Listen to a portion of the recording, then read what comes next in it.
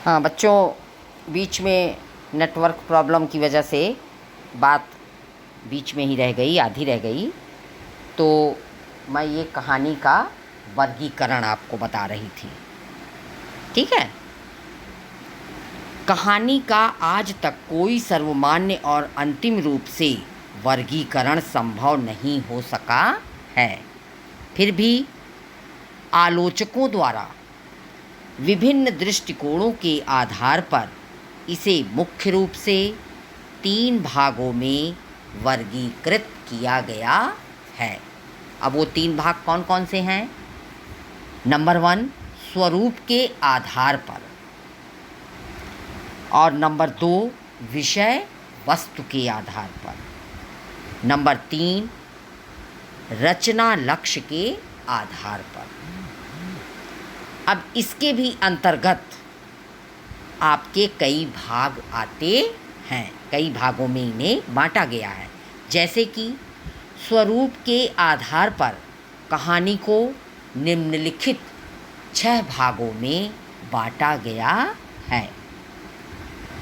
Number 1 है घटना प्रधान, number 2 चरित्र प्रधान, नंबर 3 वातावरण प्रधान, नंबर 4 भाव प्रधान, नंबर 5 विचार प्रधान, नंबर 6 हास्य प्रधान। तो ये आपके स्वरूप के आधार पर इनको 6 भागों में बांटा गया है। और नंबर 2 आपका आया विषय वस्तु के आधार पर। कहानी को निम्नलिखित 10 भागों में बांटा गया है। पहला, धार्मिक, नैतिक तथा दार्शनिक। दूसरा, ऐतिहासिक। तीसरा, सामाजिक। चौथा, राजनीतिक।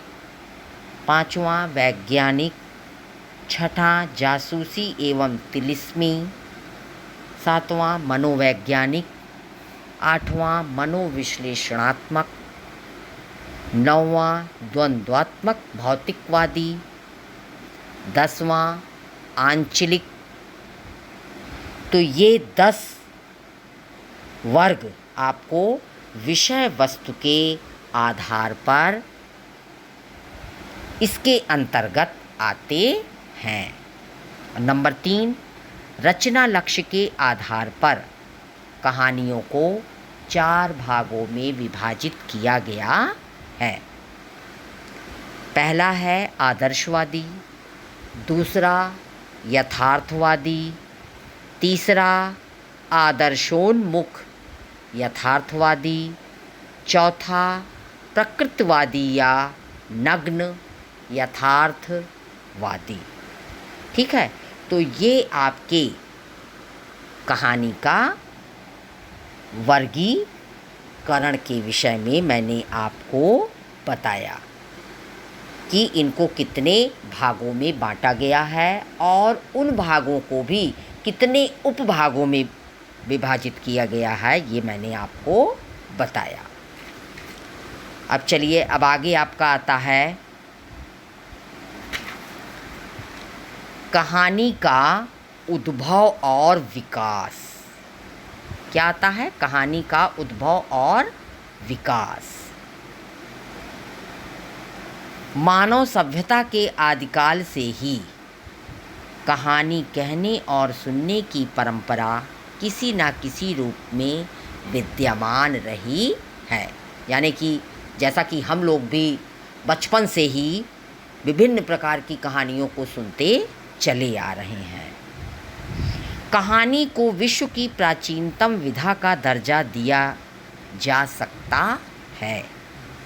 संभव है कि कहानी का प्रारंभ उस समय से हुआ जब मनुष्य ने घुटनों के बल चलना एवं बोलना सीखा हो। ठीक है, ऐतिहासिक दृष्टि से विश्व के प्राचीनतम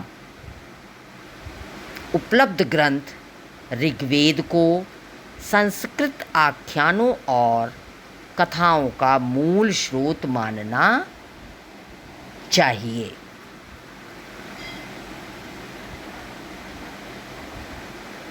ऋग्वेद के यम यमी, पुररवा उर्वशी आदि के संवादात्मक आख्यान, ब्राह्मण ग्रंथों के रूपात्मक व्याख्यान, उपनिषदों के सनत कुमार नारद जैसे भावमूलक आध्यात्मिक व्याख्यान, महाभारत की श्रृंगी, नहुष, ययाति, शकुंतला, नल जैसे उपाख्यान, ब्रह्मवैवर्त, शिव स्कंद आदि पुराणों में भारतीय कहानी के प्राचीनतम रूप खोजे जा सकते हैं।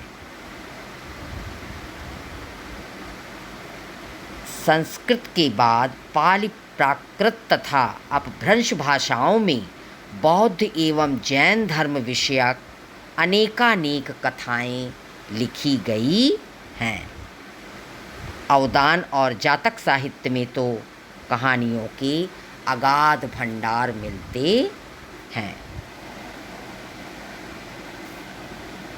आधुनिक कहानी परंपरा एवं स्वरूप की दृष्टि से प्राचीन कहानी से भिन्न है। प्राचीन कहानियों का क्षेत्र इतना व्यापक होता था कि उसमें पशु पक्षियों तक का भी पात्रों के रूप में समावेश होता था, किंतु आधुनिक कहानी सामान्यतः मनुष्य वर्ग तक सीमित है। प्राचीन कहानियों में उच्च वर्ग, राजा रानी, यानी कि जो भी कहानियाँ होती थीं उसमें राजा रानी का समावेश अवश्य होता था। यूरोपीय कहानी का प्रभाव हिंदी कहानी पर प्रारंभ में अंग्रेज़ी और बंगला कहानियों के माध्यम से पड़ा।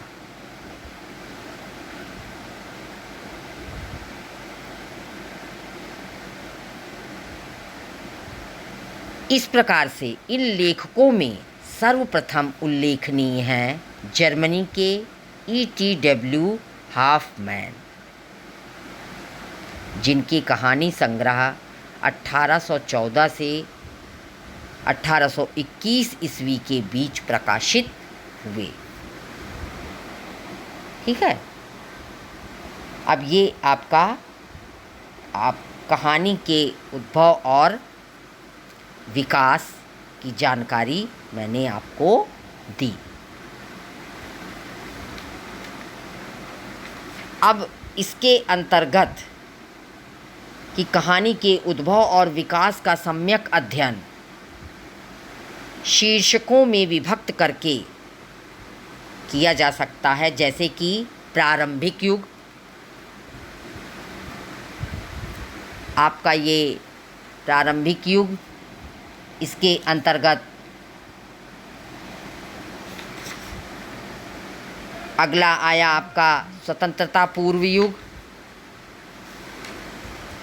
और स्वातंत्र्योत्तर युग। ये सारे आपके कहानी के उद्भव और विकास के अंतर्गत हैं, और इन सब विषयों में मैं आपको पहले